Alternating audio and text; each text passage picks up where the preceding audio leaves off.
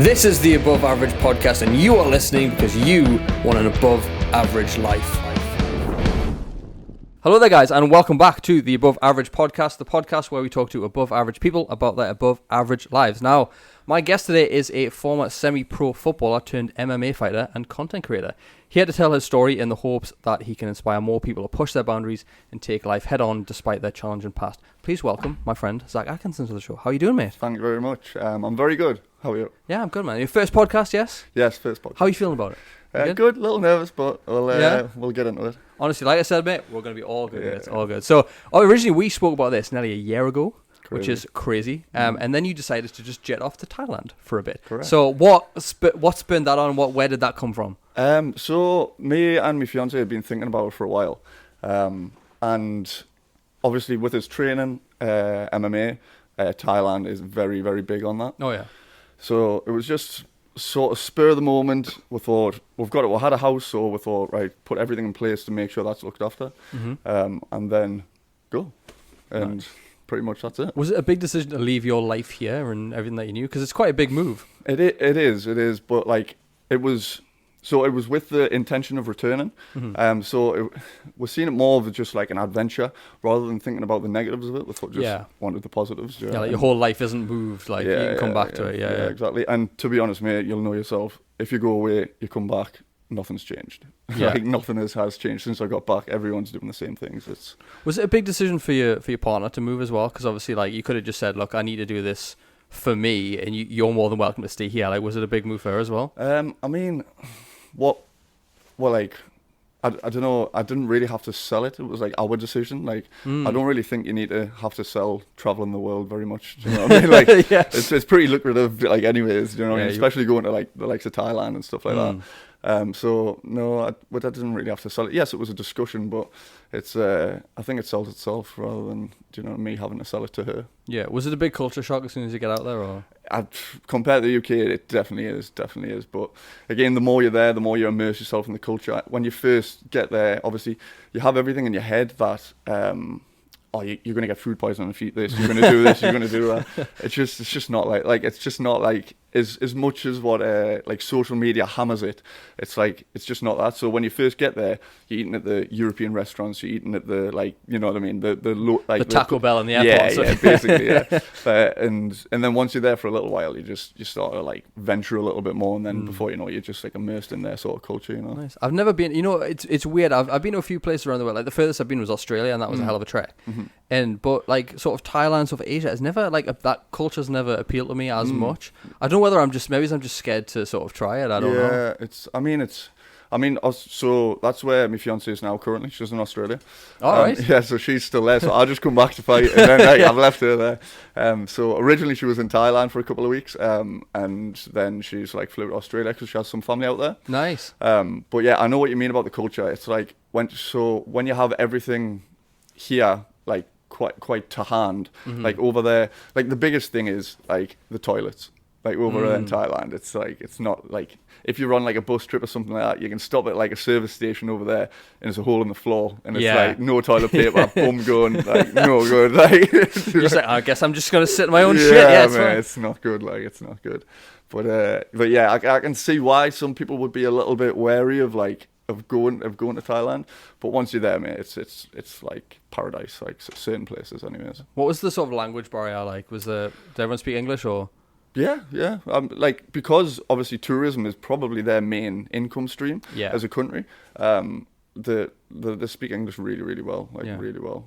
I think the most, like, even the kids speak like really good English. The Thai kids. Obviously, I was like quite like around the Thai like kids quite a bit because obviously in the MMA gyms and Muay Thai gyms, that's what they do. Yeah. The youngins start from like 4 years old.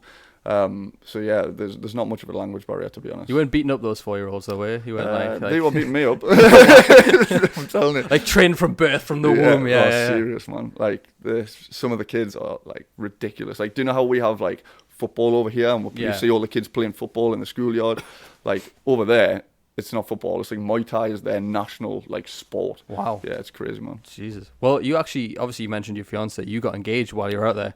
So I thought that was really cool. It looked like to me the perfect proposal kind of thing. You had like on the wooden deck, you had the big heart. Like, what was the setup behind that, and how much effort did it take to set that up?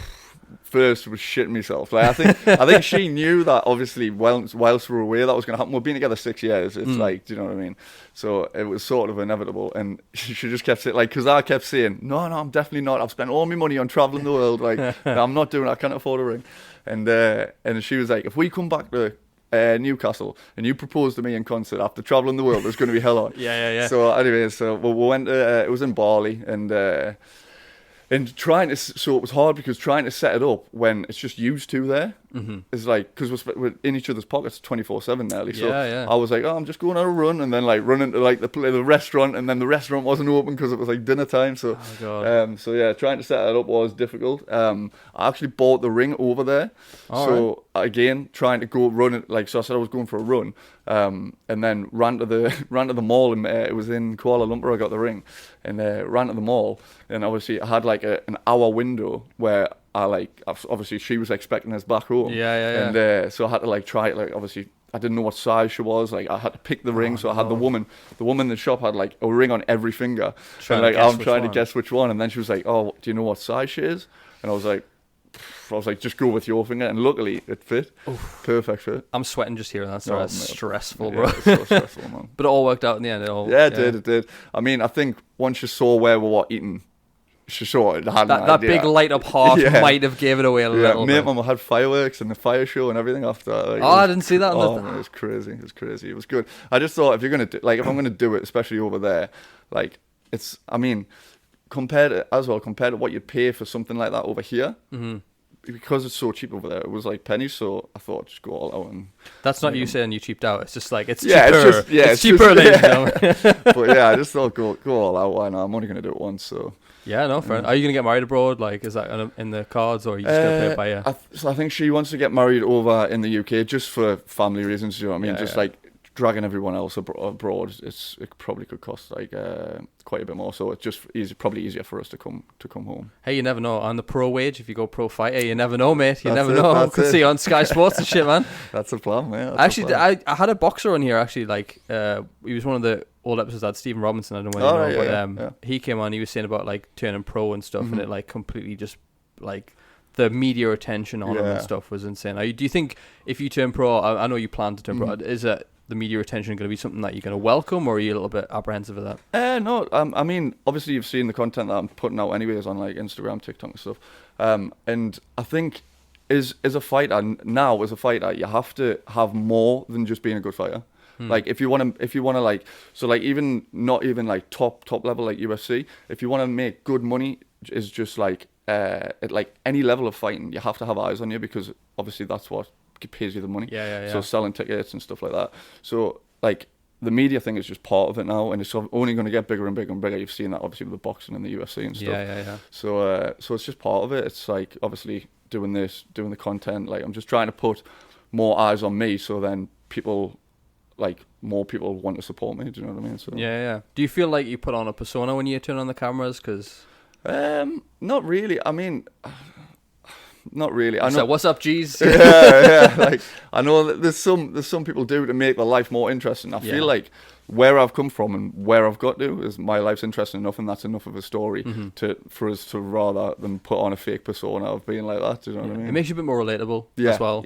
You're just a guy, but you want to do more. Do you know what I mean? It's not like I have a Bugatti and a Lamborghini and then I have a yacht as well. I mean, if I get there one day, hey mate, I'm rooting for you, man. I'm rooting for you. I want to be shotgun on that. So obviously when we spoke originally, you obviously mentioned that a lot of your backstory, like everything happened with your family, drinking drugs, which we'll get into as well. But take me back to obviously when you were 15. So you went through a massively life-changing traumatic experience. So what happened with everything when you were 15? So 15, my dad passed away on Christmas Day 2010. I've got two younger brothers, so I've got so they're 6 years apart. So obviously the little one was really young, and so it was with cancer. So we found out in October, and he passed away on the December, obviously Christmas Day. Wow. So it was like a short time really, and it was like went from sort of being like just a little bit ill to like drastically really downhill, fast. Like all just like that. And obviously, I mean, my mum having to deal with that. Obviously, we're left with three kids. and then having to juggle them kids, like being all over the place, Yeah. And then, yeah, so from being 15, sort of dealt with that, and then sort of like when you're 15, 16, 17, going into the drinking phase and all that sort of phase, and mixing them emotions in as well, is just, yeah, it was just like that sort of thing, up and then down. And no one hearing that would blame you for going down that route. Yeah, exactly. You know what I mean? Especially being, you would essentially become the man of the household, I guess you would say. Like, obviously you're doing GCSEs around that age. Like, what was that school life like around that time, like going in after all that? I mean, so obviously it happened Christmas Day, so we were off school. Mm-hmm. So then obviously it's like around the 6th, 7th of Jan that you go back. Yeah.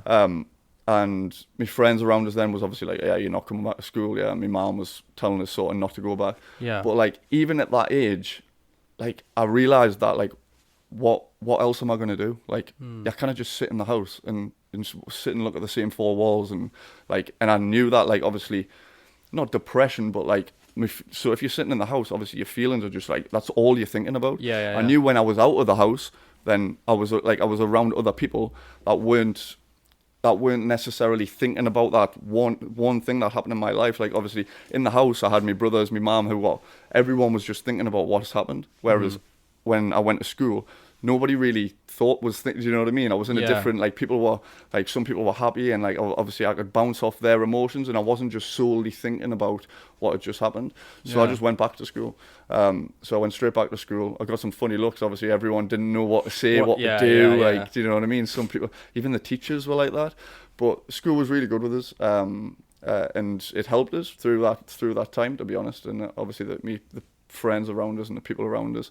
So I just try to get straight back into routine of, like, just like I say, going to school and not sitting in the house. Yeah. How did you handle with the two younger brothers? Because obviously I'm the oldest in my family. I mean, it's just me and my younger brother. Mm-hmm. But like, being that support system in the house, like, was that any pressure for you back then, or? It was hard. It was hard because, like, obviously I was dealing with it myself. Do you know what I mean? Yeah. And like, obviously my mum was as well, and like, I mean, we're sort of like, brothers-wise, we've become tighter. And I mean, obviously my mum was struggling with it, and then she ended up moving away to Tenerife with my two brothers. So I moved in with my grandma. All right. So, and that was maybe a year after. So she moved to Tenerife, and she was there for maybe 2 years or something. Wow. So it was like, well, we're tight. We sort of like got through that initial phase, and then I think my mum needed to move away for her. Like, do you know what I mean? She was just like, felt, well, she don't hold it against that kind of thing, do you know what I mean? But yeah, it happened, and I mean, now me and my brothers are tighter than we've ever been. Do they train as well? Yeah, well, so my brother, so my middle brother Jordan, he trains not regularly, but he does. He's done boxing, and he's over in Dubai now. He lives over there, and my little brother, he's just went into sixth form. But yeah, he trains. I take him on the pads and stuff. Nice. Like, whole family of killers. Yeah, that's the plan, Which one's the best fighter, though, is the question. Obviously me. Obviously, you've been doing that the longest, yeah. So obviously we said the drinking drugs. How old were you when that sort of took a hold on your life? To be honest, it's like drinking. I mean, drinking was never a problem really until like quite later on. Obviously, you had, when I was like 16, 17, 18, you had the... you had like drinking in fields and like, you know, all that sort of vibe. Bottle of Lambrini and a Bluetooth speaker, like walking around the cornfield with a speaker on my shoulder. I love that you said the cornfield as well. Yeah, like, I know what that is. No one else fucking knows. Exactly. But yeah, walk around the field anyways. And then once, so I had like a friendship group up a place called Concert, and up there I slowly started. So it wasn't the drinking necessarily that was the problem. It was my social circles. Yeah. So I would never drink during the week. Like, it's not like I wasn't like alcohol dependent. You weren't coming home and cracking out 8 cans. Yeah, I've never ever been that guy because I've always been into my fitness. Mm-hmm. But so I would go and play football on Saturday, and like, no matter what responsibilities I had after football, I would always go out. Like, so whether that was a meal with my girlfriend, whether that was like whatever, like a meal with my family, like anything, I would just cancel that. Like, I would have the intentions of going, like, before football, but as soon as I got around the lads, I was just like, and then once I started drinking, like, just like a train, just like, I wouldn't stop until I fell, sort of thing. But that really started, I'd maybe say like around 20 years old, maybe. Yeah, I feel like most people start at them 18th parties at the like local rugby club and shit. Like everyone starts getting like learning what alcohol can do and how much confidence it gives you and stuff. Like, was it like a few years that we're talking? Like, it was kind of like a bother, or are we talking like it was just a period of a few months? What, in terms of drinking? Yeah. So from 20 to, I only really had the reality check of maybe 2 years ago. So I'm 29 now. So yeah, so like for a good 6-7 years of like just being in that rut, that cycle of like sort of living to the weekend, playing me football, earning the money that I did from semi-professional football, and just blowing it on the weekend. And it was just a constant cycle. So for that like period of time. Yeah. When did the fighting start for you? Like, when did the MMA pick up? So I ran it alongside like me football, and so originally I started with a charity fight. Okay. So I'd done a charity fight for like it was for like cancer research. So nice, for obviously with my dad and stuff like that. So what happens with that? You do like an 8-week fight camp, and then like so you can go from not even touching a glove to like doing an 8-week fight camp, and then you get in with somebody else and have like a fight for charity. Blah blah blah. And so I started with that, and what I'd done like I knew that drinking was like an issue, and I wanted to stay off the drink, but I couldn't stay off the drink just for like myself or just because I wanted to. I had to have something to like sort of explain to my friendship group why I was, if you know what I mean. Yeah, you know what I mean? Yeah. So like if I was like, yeah, I'm not drinking, like they would just be like, oh, come on, man. Like what for? Yeah. Like, whereas with this charity fight, I had like a reason. So I could say like, oh, do you want a pint? I'd be like, oh no, I'm fighting in 8 weeks. And to be honest, I sort of got laughed at because like by most people, because I treat that charity fight like I was fighting for a UFC world title. Yeah. Do you know what I mean? And and people were laughing because they're like, it's only a daft charity fight, like what you're doing. But I wanted to prove to myself that I could stay off the drink for 8 weeks, and I wanted to prove to myself that I could like actually get in there and like the fight didn't even matter to us. It was just the fact of the training. I wanted to commit to something and actually execute it, and like ensure that I could sort of kick drinking to one side for something. Yeah. And once I'd done that, so I had that fight in 2022 maybe, and that was when I consistently trained. So after that fight, I consistently trained since then. Yeah. Before that, I'd done a couple of sessions here, a couple of sessions there. I could never really find my place in a gym, and then once I'd done that, I like fully committed to it and just ran it alongside my football. And then maybe 2 years ago now, I quit football and went pretty much full time into MMA.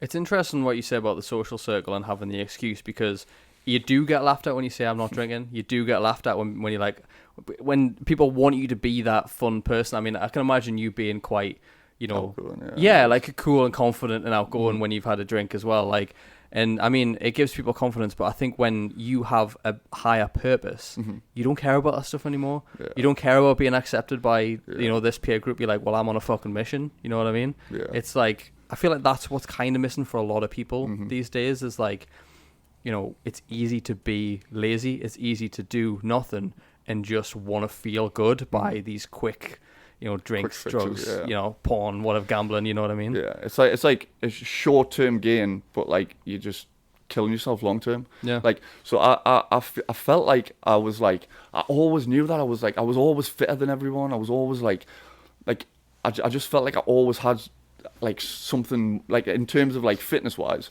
like I just felt like I was always like I could always be like really, really good, and like I was sort of killing myself by myself like that by drinking.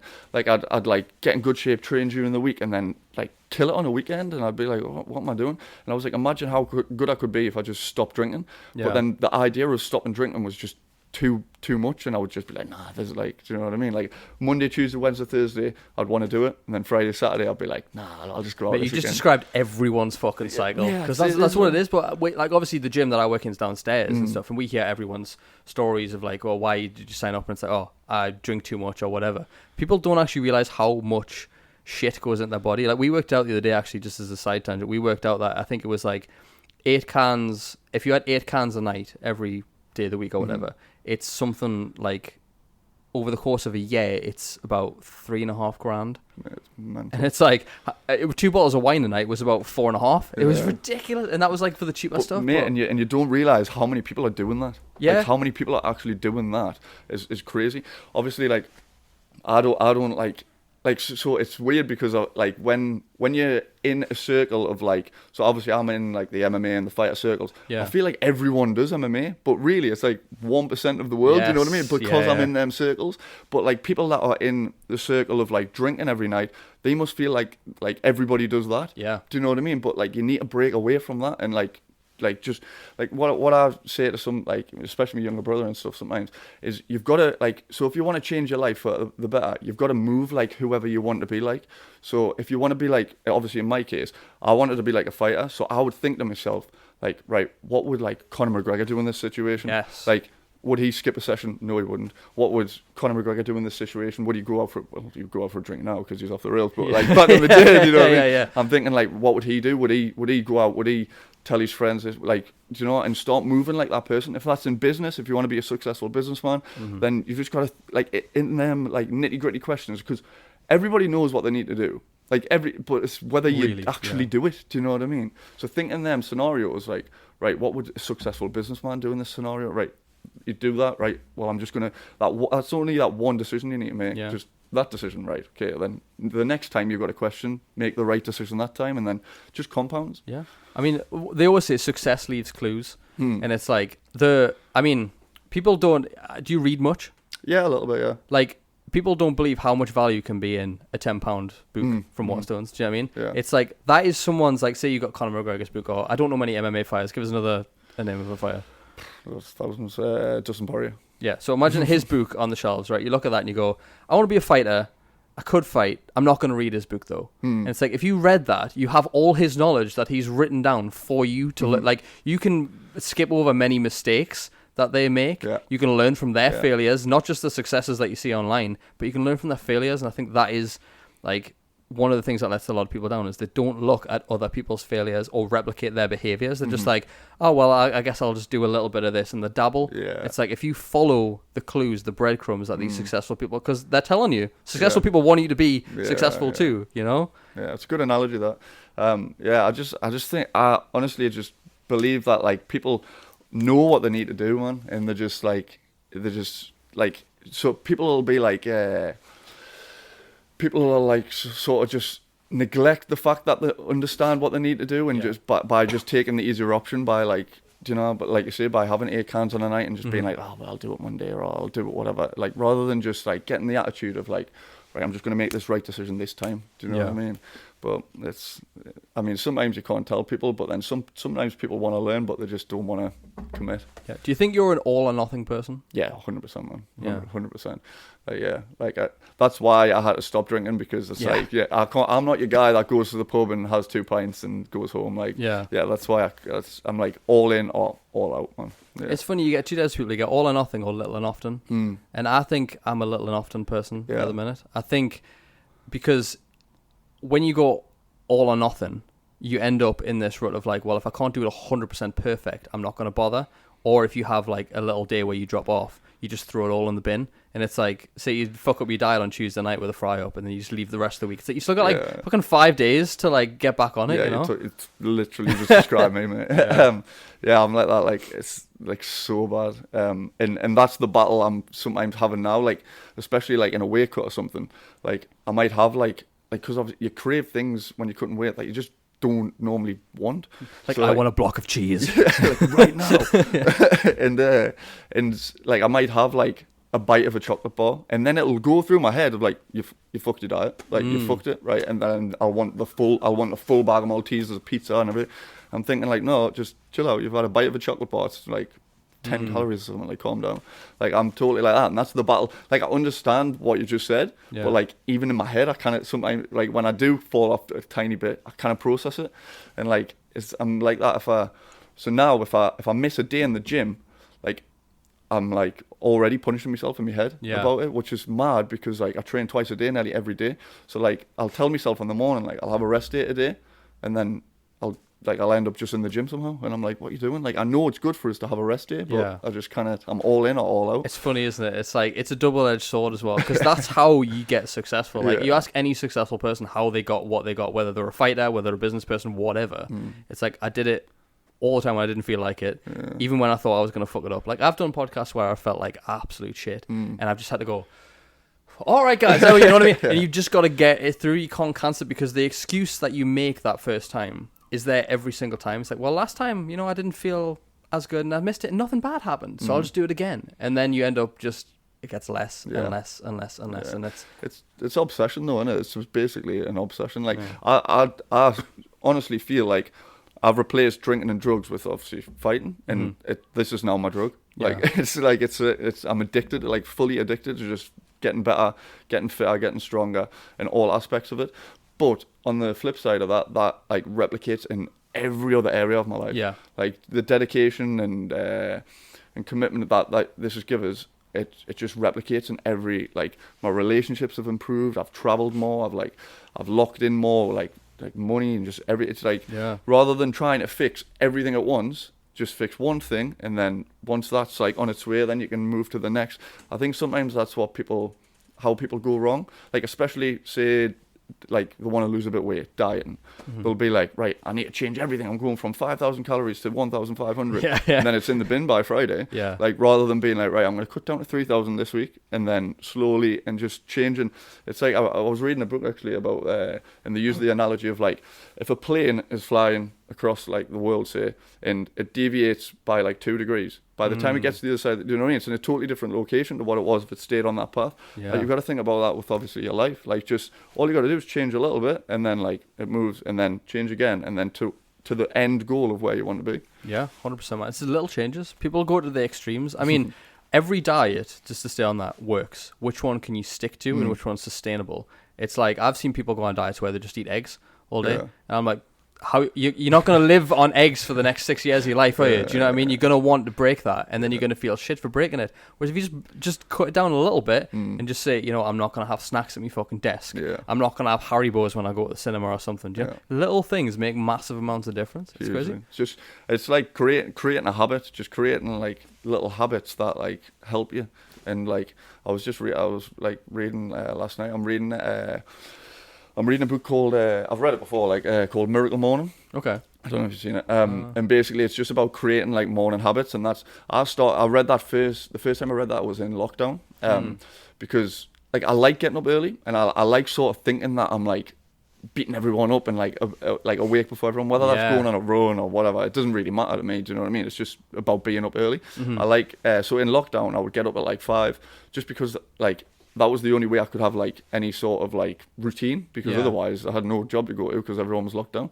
So I'd get up at 5 and I'd go, I was living at my fiance's mom's house, and she lives in Concert, and I'd run up like the top of the hill, and on a morning it was like, it looked like it was like lush, and I'd just sit up there and just like chill out for like 20 minutes, and it's just like, and the whole point of the Miracle Morning was like, it has like 7 different steps to go through, but like it was just about like creating a habit, creating a routine. So like obviously everyone's got different mornings, and like for me it's about so like obviously exercise is good in the morning, drinking your water, like everyone knows what's good for you in the morning, but not many people actually do it. But because like the kids might get up and you're busy, whatever, it's just about creating like a routine that works for you. And like creating that habit, but that can like roll over to like you say, fitness, diet, and whatever. It's just about creating little habits that make you feel good and set you up better. It's a state control, really, isn't it? It's like what primes you up and what makes you feel good, so you can start the day. Because most people leave everything to the end of the day and they're too tired. If you start the day, like, just get up, go to bed an hour earlier, get up an hour earlier,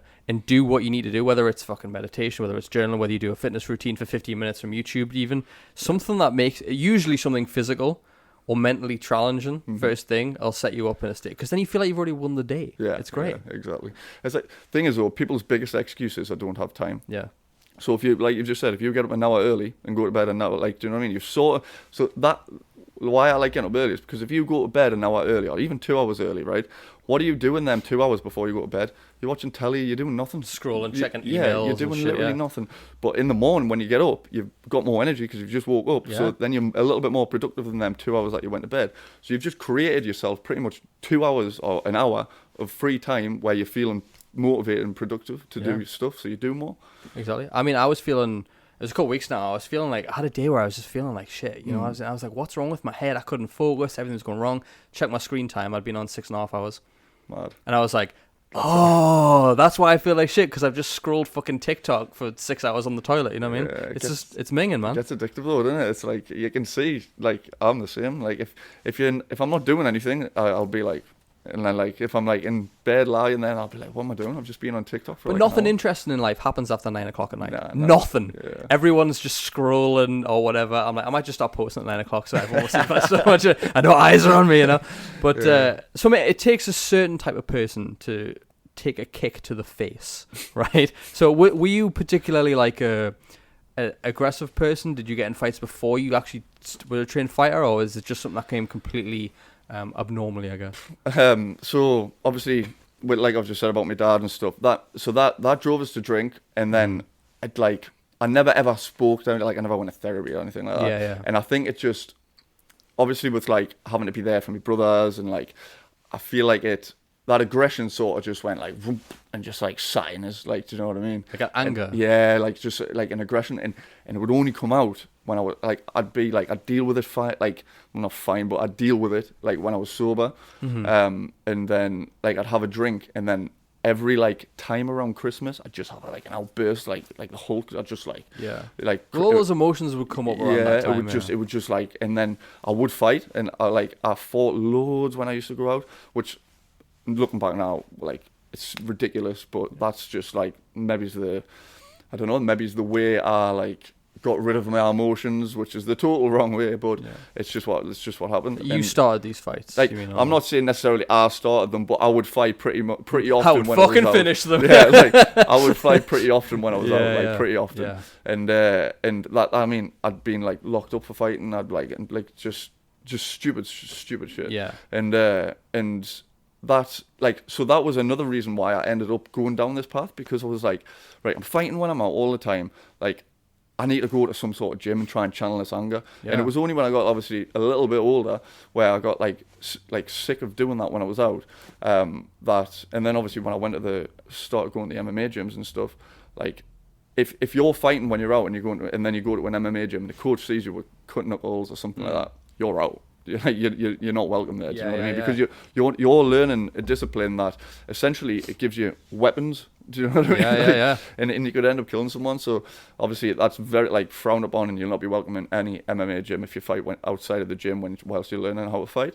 But yeah, that's one of the main reasons why I tried to go to went to an MMA gym, because I wanted to stop fighting when I was out, because it was stupid. I was like, essentially you're playing a lottery with your life, because you can just kill someone with one punch like that. Well, it's funny, I was talking about this last night. We were all watching Cobra Kai. Like, loved it. Yeah. I remember watching it when it was on YouTube Red on my phone. That's all I get on. And we were watching these fights, and I did karate when I was a kid, and the whole point was you pull your punches. You don't actually physically touch them to get a point in the tournaments and stuff. And then we were watching this, and these kids are like 16, 17, taking like ankles to the face, like elbows to the nose, and we're just like, if this happened, this kid would be dead. Yeah. Like, but this is the mentality I think people don't understand. Is you can die off one punch pretty easy. And like one kick to the face. Yeah, exactly. I mean, there was one in Newcastle, famous case like years ago. Like an older guy got hit himself, dead. Yeah. It's like people, they see these films and all these fancy fights, and they think like, oh, people can take a punch. It's like you're not supposed to take a fucking punch. So that's the thing, obviously, to like so in an MMA gym, like I've been kicked in the head, I've been obviously punched in the face. Yeah. Like you learn how to take a punch. The problem is when people die on the street of taking the punches, they don't know how to take it, or they don't see it. Do you know what I mean? Yeah. When you're in a fight and you get punched in the face, it sounds weird, but you know that it's sort of coming and you're expecting it. So there's like a moment before the fist hits you, you're like, oh, slow mo. So like you learn how to take a punch, just like you learn how to punch, you learn how to take one as well. Yeah. And that just comes over time, but. I mean, a lot of people that start MMA, like Mike Tyson said it, didn't he? Everyone's got a plan until you get punched in the face. Yeah. It's like, everyone's like, oh, I love fighting. Yeah, I watch it on the telly. And then they get hit in the face and they're like, yeah, I don't like fighting. One of my old mentors on YouTube that I used to watch, one of his favorite sayings was, every guy thinks they can do these two things: pick up any girl he wants and win in a fight. Yeah. It's only when he realizes he can do neither of those things that he really learns the discipline. And I was like, fair, you know? Yeah. It's when you do learn and you've been training a while, you realize that 99% of the world hasn't got a clue how to. I love watching those TikToks where you see people trying to fight on the street, and I'm like, what the fuck? It's you must look at that as a trained fighter and go, you fucking ridiculous, you're gonna die. But then that was probably me when I was going around Newcastle. You've been there, you've been in those shoes. Thinking I was the man. Like it's like 90% of the world, just especially when you're drinking as well. Do you know what I mean? It's whenever there's drink involved, there's always shit. Like my thing now is I take the car everywhere, so I don't drink. Yeah, I've never been in like street fights and stuff. I got into a sort of altercation once in my life in town over drink, and that was it. Yeah. But like I take the car because I'm like, I don't need drama. I just want to have a good night, and I don't need booze to feel, joy and happiness going around. So, but in terms of like, a lot of people listen like the sort of fight, flight, or freeze thing. Like, if there's a fist coming at you, some people's initial reaction is to sort of like flinch or stand still. Is that something that you believe people can change, like as a training, or? Yeah, 100%. Obviously, it's ingrained in you, like fight or flight. But like, so if you're out there and you want to get started in martial arts, and you've never took a punch in your life, obviously, jiu-jitsu is the main one that like people that don't actually like fighting. Like getting hit, you would go to jiu-jitsu. They're just like doing forward rolls on the ground. Yeah, so. But like obviously, because then you're not taking a punch and blah blah blah, and it gets you like in with the lads, like, and it gets you like training and learning a form of martial arts. And a lot of the younger lads, anyways, that start in jiu-jitsu, eventually transition to like boxing and then doing MMA and then doing it all as a package. But like it's to a lot of people, it's just. It's scary. Like having a fight's scary. Do you know what I mean? It's a scary thing.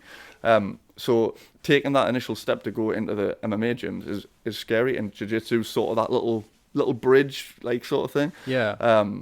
But yeah, you can 100% change your like. It's just experience. It's just like I'd imagine like when you first done your podcast, you'll have been like wary of like whatever, and you'll be a bit scared. It's just the same with fighting, and then experience, you've got better and better and better. It's the same with fighting. It's like you're wary, you're scared, you're flinching, you don't want to get hit, and then once you take that first punch and you realise, I'm actually not made of glass, like, do you know what I mean? I'm not going to shatter. Like, you just get more and more confident, and it just comes with experience. You can totally change it. Totally. Do you remember your first punch to the face? Actually don't. I've been punched that many times, I don't fucking remember shit now. No, I actually don't. I remember getting the first time I got hit really hard, and that was like, so that was the gym I train at now in SBG, in Bishop Auckland, SBG, and one of the pro fighters there, I went into that gym thinking I was like the man, and then like he gave us a schooling, and I was like, yeah, I'm not the man. but yeah, it's a scary thing taking a punch, but you get used to it. When you square up to an opponent, like, how does your mind work? Like, what do you analyze them in a certain way? Like, put me in the mindset of like of a fighter. Like, do you like go, you have a weird shoulder? Like, what kind of fucking vibe do you give them? So so like the first thing you do, obviously with face off, first thing you do, you weigh up like the weight, like, because a lot of people cut weight, so I obviously cut down. So you want it, like, you're looking height, weight. That's the first thing you like look and think, like, he looks strong, he looks whatever. But in terms of like me personally, I'm focusing on myself. Like I take like so like I take all my what's the word I'm looking for? Like, I take all my, not motivation, but like me preparing, the way I prepare for a fight, I know I'm going to do well in that fight because of my preparation. Do you know what I mean? So that's where I take that confidence I was looking for. So I take my confidence, like, going into a fight from my preparation. Not, like, doesn't matter what opponent's in front of us. Like, and once you sort of realise that getting beat, winning, everybody wants to win. But, like, there's probably 1% of the world that'll even step in that cage or in that ring. Do you know what I mean? So you've already won. You've already won. So for me, it's about getting better. And wherever I go with fighting is wherever I go. But it's about getting better. It's changed my life. And I just, like, I take my confidence from my preparation of my fight camp. Talk a bit more about the preparation side of things. Like, how intense is it for you to prepare for these fights? Like the way I treat it, very intense. And if you're a professional, it's very intense. It's a full-time job essentially. It's like, I mean, because so even when I was like working, and so I was an electrician by trade, and even when I was at work, I'm working away. I'm not thinking about anything to do with work. I'm just thinking about fighting. Like it consumes your whole life. Because like I'm talking to my girlfriend, I'm having a meal with my girlfriend, I'm just thinking about ducking punches and like what's going to be the best technique. Could I take the waiter in a fight? Literally, like I'm not seeing my girlfriend in front of us, I'm seeing my opponent just like talking away on and so it just consumes your life. But in terms of the preparation, you've got like, especially with MMA, with boxing, it's like, well, boxing especially, it's just punches you can take. So you know what you're sort of preparing for. Yeah. And you can, like, if I'm having a boxing fight with you, I know that you're going to try and hit me in the face, and there's pretty much nothing else you can do. That's going to be your sole aim. Yeah. MMA, you can kick us in the head, you can kick us in the body, you can punch us in the face, you can grapple us, you can submit us. So the worry about MMA is that the outcome of the fight can be one of a million things. Yeah. In boxing, it's really like points or a knockout, stoppage sort of thing. Yeah. Whereas MMA, it can be like one of a million things. So you've got to prepare for one of them a million things. So your preparation goes it's literally like, I do flexibility training for obviously kicking. I do like strength and conditioning, like running, like obviously alongside me actual fight training. Do you know what I mean? Like sparring rounds, and then you've got your recovery. It's like, it's if you want to, like we were talking about before, like I'm all in or all out, and I'm all in, and it works with fighting because you've got it. There's so many things you've got to prepare for. That's not to say everyone prepares like that. Do you know what I mean? Some people don't. The best will. Yeah, exactly. Yeah, but yeah, it is really intense, and some people, my friends especially, think I'm crazy. Think I'm like what are you doing? Have you seen the film Whiplash before? Have you ever seen I haven't. No. With the drums. So it's. I think you'd really like that. Actually, it's about how far to take obsession with a hobby. So he's like, he's a drummer. It's Miles Teller. I don't know whether you know him. So he wants to be like a famous drummer in this band, and he meets his idol who works at the school. It's J.K. Simmons. It's such a good part. And he basically, it's how far is he willing to go to be the best. But he has like this attitude, like everyone calls him insane, crazy. He sat around the table with his family and they're all saying, are you still trying to do that music thing? Like, has anyone ever said to you, like, are you still doing that fighting thing? And you're like, what do you mean the fucking fighting thing? This is my life. Do you know what I mean? Like, people don't understand how the level of dedication it takes to actually, especially when you love something as well. Crazy. Like, especially since I sort of flipped me.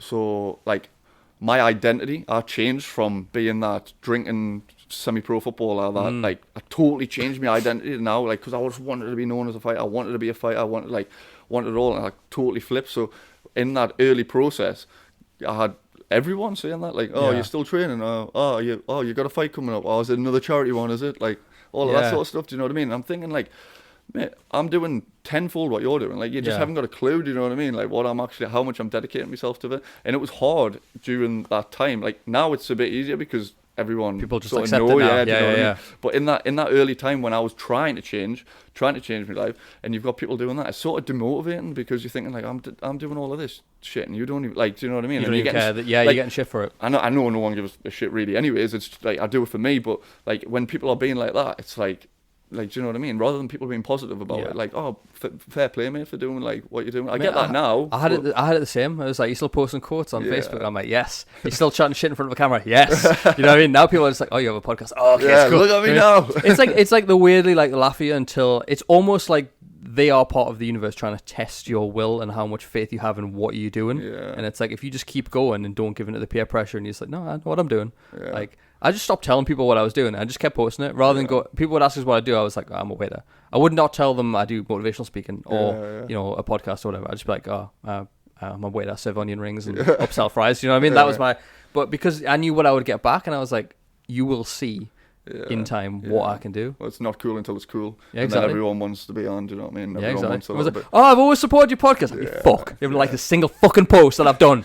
You know what I mean? It's like, obviously, like, So my first fight, I sold one table. Like that charity fight, I sold one table, and then like my amateur debut, I sold 2 tables, and then like bit by bit like 3 tables, and then like more, and then like obviously the more caught on, and like people seeing us like knocking people out, and like they were like, oh, actually he's doing well, like, do you know what I mean? And then now it's like 4 or 5 tables, and then like nobody supports you at the start, but then like when you're doing well and you're successful and like you're in that 1% now, like, oh, everyone wants to. I went to school with him. He's he was always a good lad. Little bastard. And you're like, you never spoke a fucking word to me. No, but it's interesting what you say about identity though, because it's like when you do something more days of the week than not, and you think about it more often than you think about anything else, you identify with that. And that becomes, I think that is key to getting any sort of position anywhere in life, is you have to identify with it. If you just go to the gym twice a week, like, I don't identify as someone who goes to the gym. Yeah. You go 4, 5 times a week, you identify as someone that goes to the gym. If you eat healthy more days of the week than not, you identify with healthy eating. If you don't drink, you identify with someone who doesn't drink. That identity, like, nothing is stronger than a made-up identity. Like, you know you're a fighter. Like, if I try to fight you, you're not going to go, well, am I a fighter or am I not? You know, you're going to kick my fucking face in, you know what I mean? It's like you identify as a fighter, and you identify as one of the best because you've built this consistency, you know what you're doing, and you've got these habits like nailed down. It's powerful, man. Yeah, so that was obviously the power of like when I went to, so we went to Australia for like Christmas with me fiance's family, and the plan, to be honest, is to go over there like full time, and when I went there, nobody knew who I was, like nobody knew my past or anything, and I said to my fiance, I was like, I'm just going to, from the off, anyone we meet, I'm just going to say I don't drink, and then just like, because the biggest problem is when you try not to drink, is people saying like, oh, do you fancy a pint? And like, and even if the pressure you are not, in your head, you're like, I do fancy a pint. But like, could I get away with it? Yeah, even though you don't want to, like, you're like, I'll have one, and then before you know it's 5, 6, 7, 8. So I identified as I don't drink. I fight hard, I don't drink for that. And not one person ever asked us, oh, do you fancy a pint? Do you fancy going for a pint? They just say, oh, do you fancy a coffee? Which straight away just makes it so much easier for myself. Yeah. Do you know what I mean? There's no temptation whatsoever. So people wanted to spend time with us and get to know us and stuff, whatever, over there, by over a coffee rather than over a beer, which made, like I say, it's just what you identify as. And I had that problem when I first stopped drinking over here. Like, in everyone else's head, I was still that old person. Do you know what I mean? They didn't accept my new identity. So it was like, it was hard transitioning. But now, obviously, like, it's different now. Because obviously I've stuck with it for a long period. Absolutely. Like, most of the people I have around me now, like, you know, obviously you have your school friends that you have. I speak to like one guy from school now. That's it, and it's a rare occurrence. Everyone else now is in this space. So for me, everyone has a podcast. Everyone has a fucking book. You know what I mean? It's crazy, isn't it? But like, it's like where you put your focus and your circle is key. You can't get anywhere unless you've got the right people around you. Because like everyone like talks about when they go through a low period of becoming the lone wolf, and it's like one of my favorite phrases. I don't know who came up with this, but I heard it from a guy called Paul Mort, and he says, "The lone wolf starves," and I love that because I'm like, yeah. Like, you've got to be part of the pack to get anywhere, you know? Which is whether you're an MMA fighter, whether you're an entrepreneur, whatever. Yeah, definitely. I mean, I think, so when you first started your podcast and when I first started, say, fighting, you have to, I feel like you have to go through that period of being the lone wolf, though. Yeah. Because, do you know what I mean? Yeah, because like, changing your friendship group or changing or just getting into that circle that you want to be in, like, you have to go through that lone period, and I feel like that's the making of like, that's the making of your new identity, because that transition period, that's like your apprenticeship, say, and do you know what I mean? That's your apprenticeship and your new life. Like, you've got to go through that period, and if you stick with it, then your new circle's right there waiting for you. Do you know what I mean? Like, that's what I had that. You'll have that. Do you know what I mean? Oh yeah. I mean, that's like at days where I'm like, am I actually like I'll see someone else's podcast and it's like they've got some really cool lighting in the background and stuff. Like, we're literally in a fucking loft. Do you know what I mean? It looks so much better on the camera. No one else can see all that stuff over there. That's like got fuck all to do with it. You know what I mean? And I look at other people's studios, I'm like, got a better podcast than me, but you know what? I'm doing what I'm doing, and it's you know, people listen, people like it. Yeah, one day, you might be. You know what's funny? People forget about all the little things. Like, you doing this podcast. This is your first one that you've done, right? There's a good chance you're gonna do like 40, 50 more, you know, and when you turn pro, you're going to be on, you know, these interview shows or whatever. I don't know. Whatever you want to do, that's what's going to happen, right? Because I know this. And people will look back at this and it'll be like the first step in that little chain. And people go, oh, you remember his first interview when he said this? And you know what I mean? And it's interesting to see how things change. Like, I'll go back and I watch my old YouTube videos and I fucking cringe. I was so try-hard at everything I did. I had a video actually came up in my memories and I called it Be Like Kanye. Didn't age well. Right? Did not fucking age well at all, you know what I mean? Back then he was just a bit of a nutcase who did what he wanted and it was kind of cool.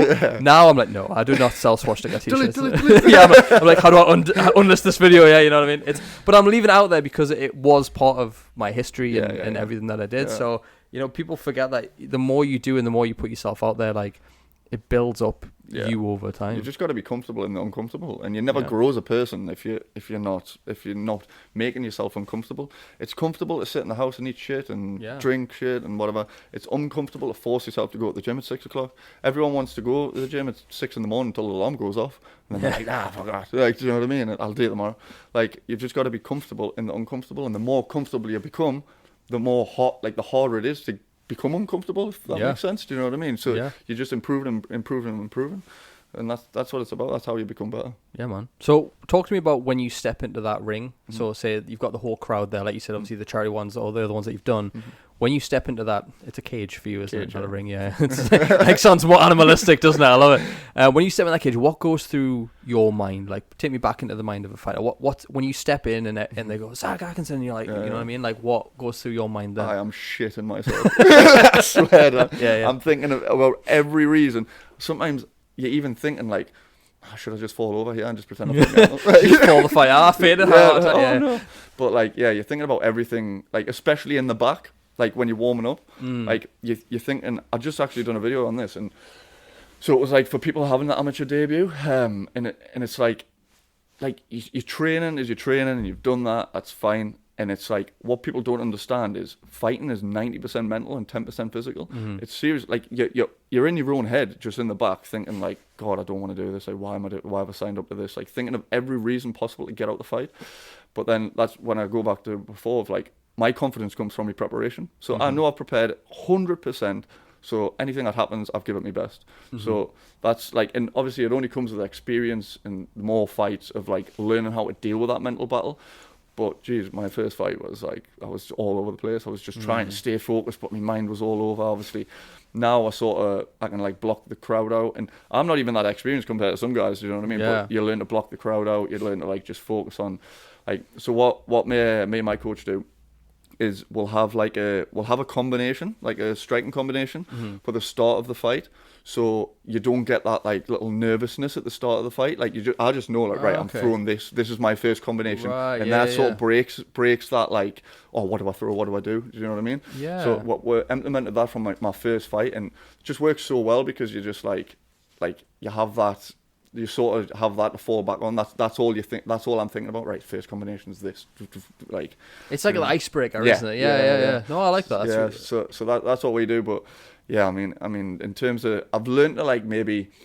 I almost enjoy like the walk to the octagon and stuff now because like I take it in a bit more and I have a good like tune on and stuff when I'm walking out. What's your walking music? I just like old school rave music, man. I just go with it, I don't have a particular one. Like a throwback to the past. Yeah. I have proper rave music. Just gets us hyped. But it's in the back's the tough place where you're in your own head because you're there for like 2-3 hours sometimes. You know, you've got to go and do your medical and then like you sort of go away, come back, and if you can learn to deal with that, like if anyone out there is having the first amateur fight, if you can learn to deal with their mental like barriers almost, just set yourself a routine in the back, like whether it's listening to music, going through like preparations that you or things that you want to hit in your fight with your coach, having a little bit to eat, and just try to get into a little routine, and then it just helps you deal with them.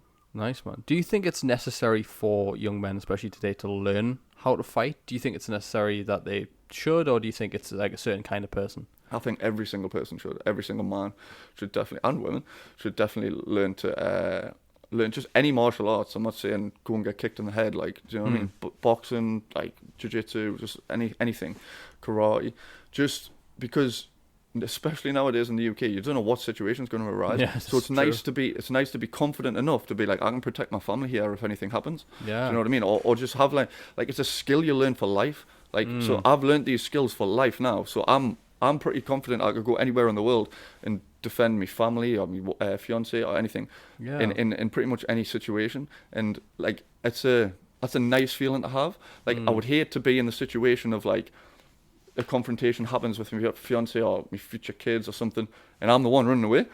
Yeah. Do you know what I mean? I would hate to be in that situation.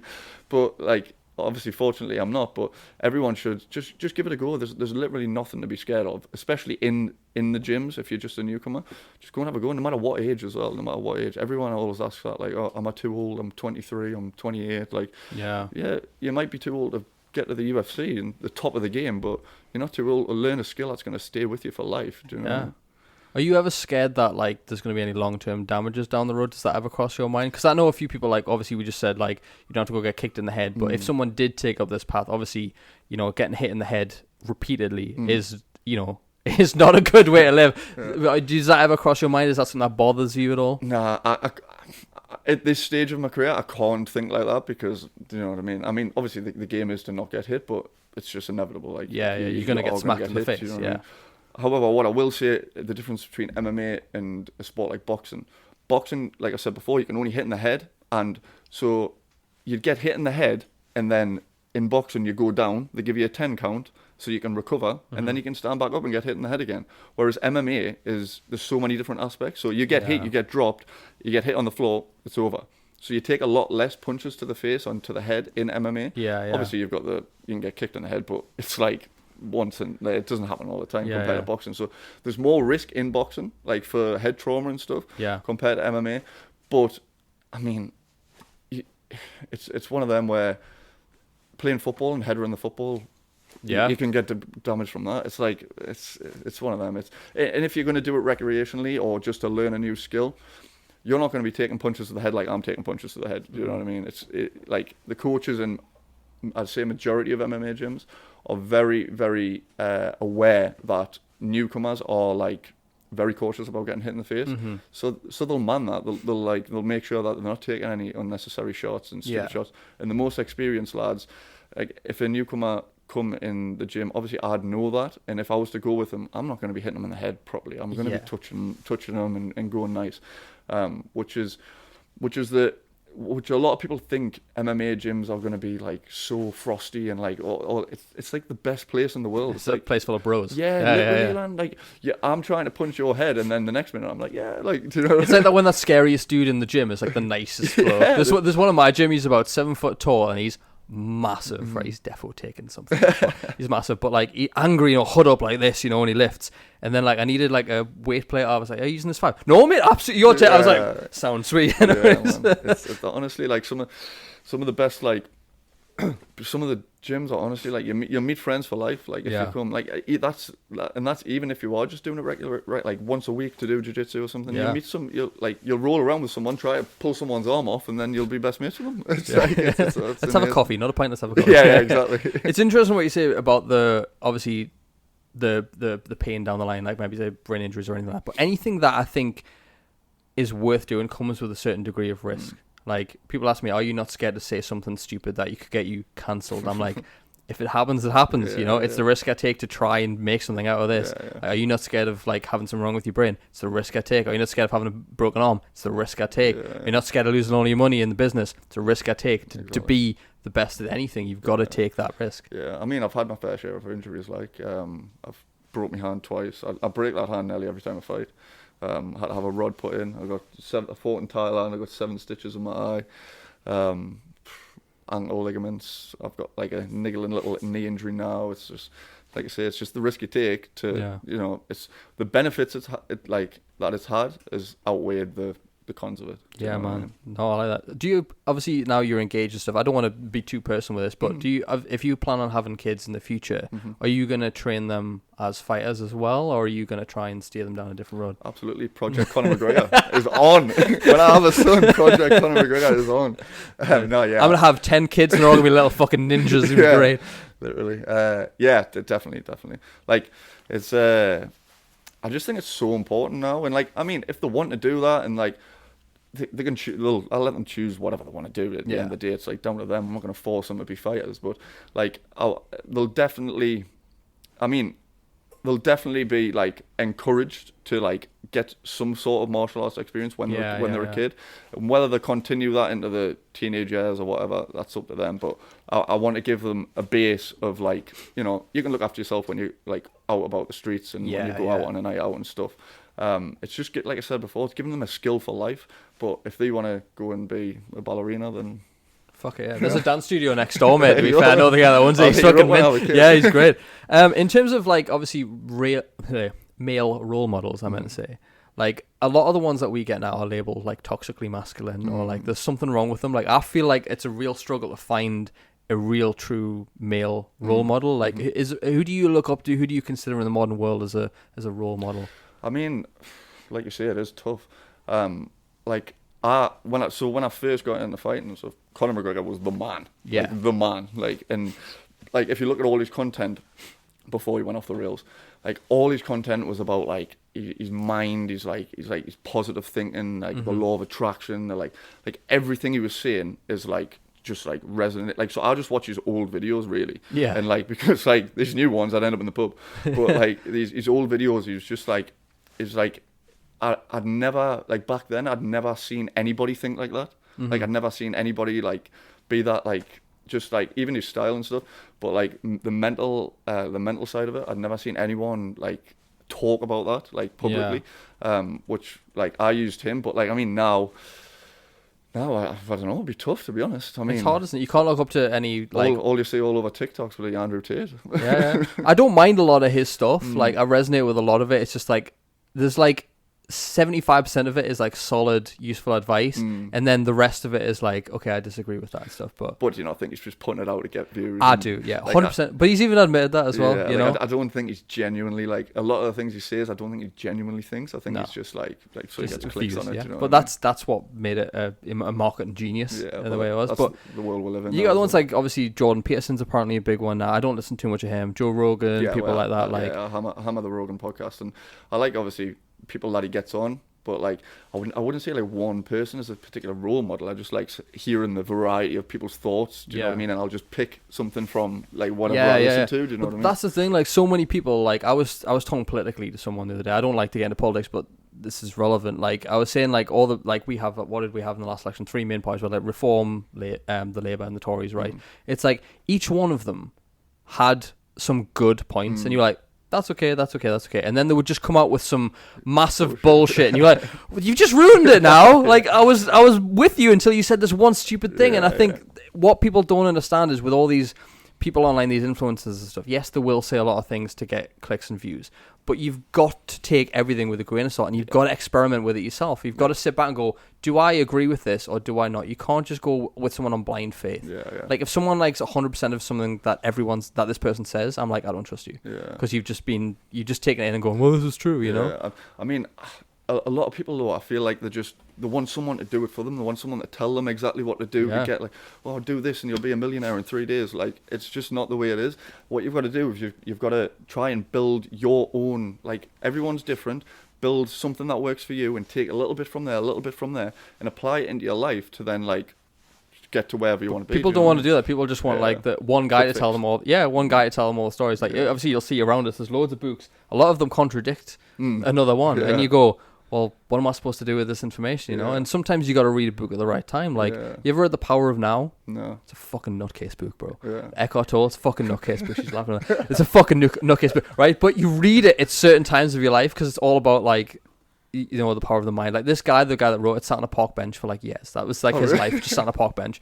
And it's nuts. That's not the life I want to live, but he has some good lessons. You could look at him and just go, well, he's a nutcase that sat on a park bench and wrote a book about meditation. You could think that. But then you could go, there's some lessons in what he teaches, you know? But most people are just like, oh, well, that's dumb, or I agree with this, and, you know, make America great again, you know?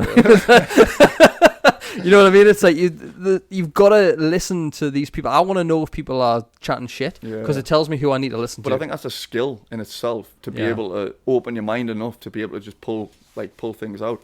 Like I was speaking to so like there's in Thailand there's like obviously so many different people there and blah blah blah. And you're sitting in saunas and lads talking saunas and chatting, and I got chatting to this guy who was a Muslim, and he was talking about Ramadan, because obviously, so there's a lot of Muslim fighters in the UFC, and basically they won't fight during Ramadan, and I had no clue about Ramadan. I just knew you fasted from like dawn till dark sort of thing. Yeah.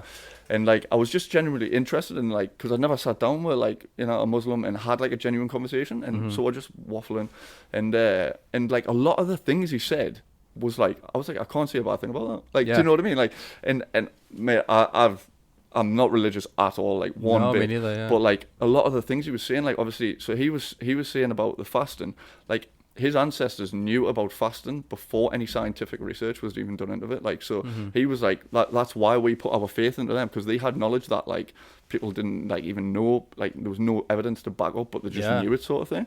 And like I say, a lot of the things I resonated with, and like so I started like. What he got talking about praying and stuff like that, but I started like meditating and like sort of introducing that into my schedule, like on a morning after I read that Miracle Morning, and I wasn't like, so when I was meditating, I wasn't like praying as such to like a higher force. Yeah, I was just like, it's gonna sound weird this, but I was like, I was sort of like praying to my own mind, like, because I like obviously my mind controls me, like, do you know what I mean? So I was like trying to get my mind on the frequency of like what I wanted like my future to be like, and like trying to, because I read The Secret and I was trying to like incorporate obviously the law of attraction, so I wasn't like praying to a higher force, I was just sort of praying to my mind to get it on the right frequencies and channels that I wanted it to be at, to see where my life wanted it to be, if you get looking me. Like internally what you actually, and I said that to him, and he was like, so basically you're saying you pray to yourself, and I was like, sounds so weird, but like again, Kanye West, I am God. Like, I wasn't trying to say I was God to him, but I didn't want to offend him, but I was just like, sort of like, it's looking, was it introspectively, is that the word? I don't know, but like it's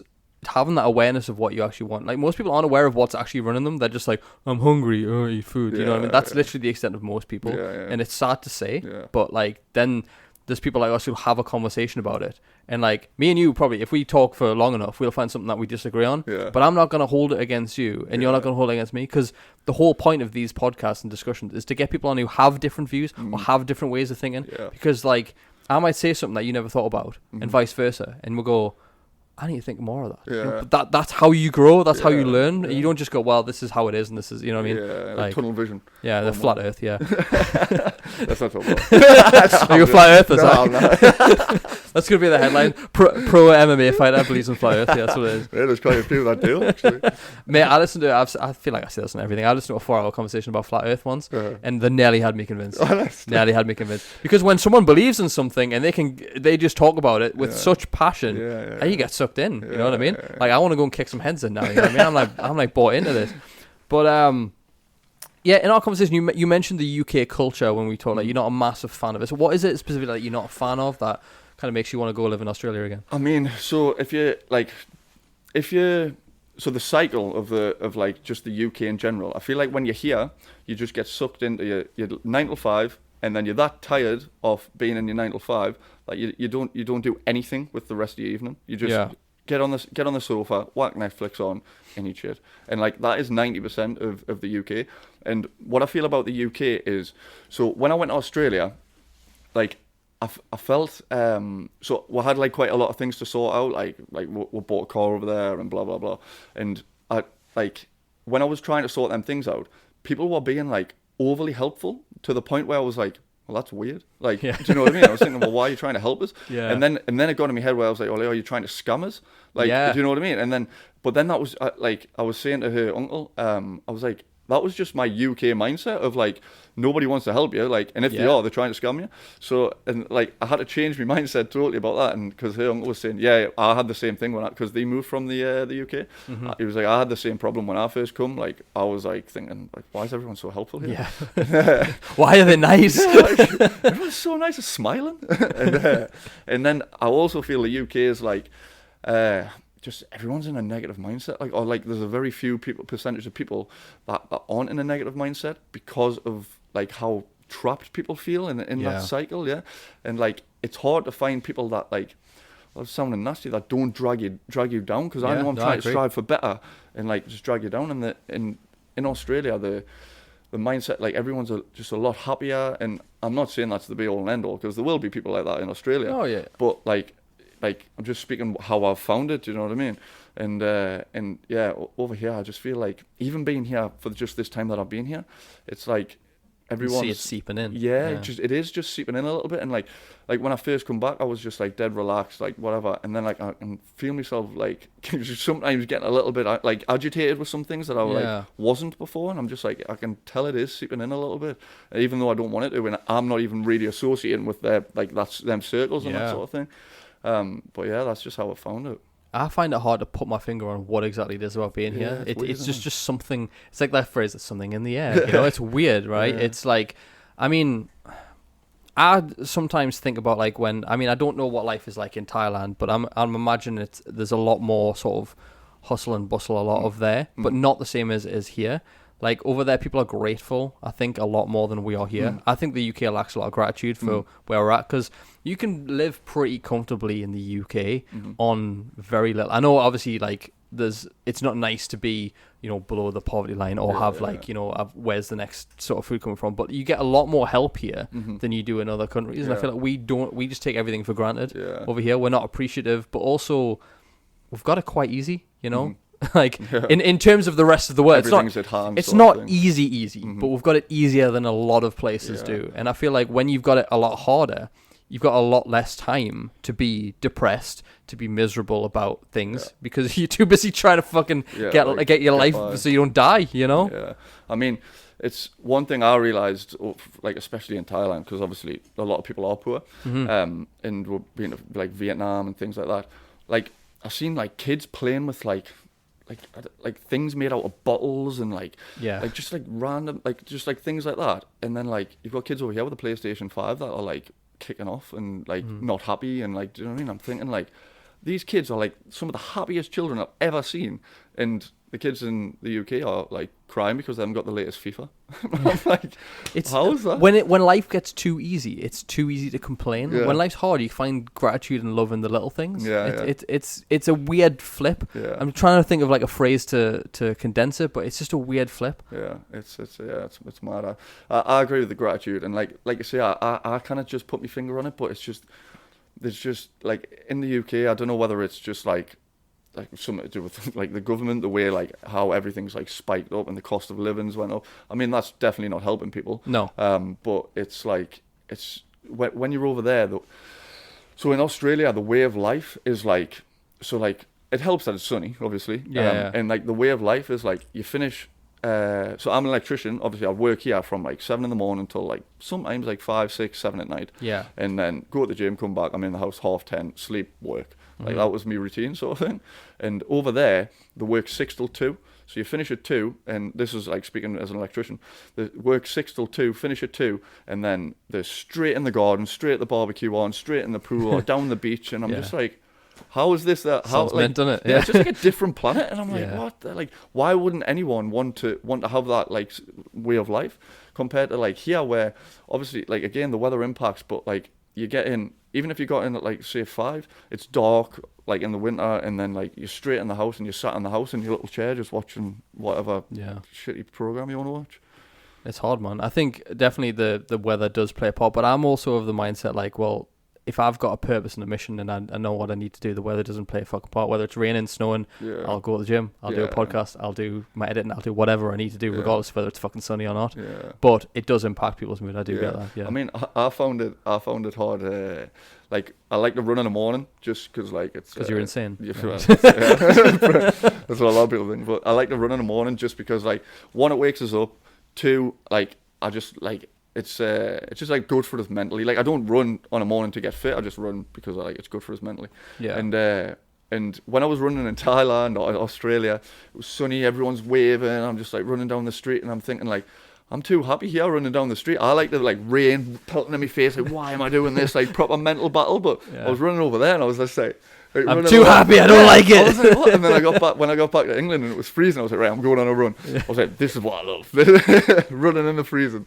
But it was weird over there running in the morning because everyone's just like waving at you as you're running past them. I'm thinking, what? Come on and cunt.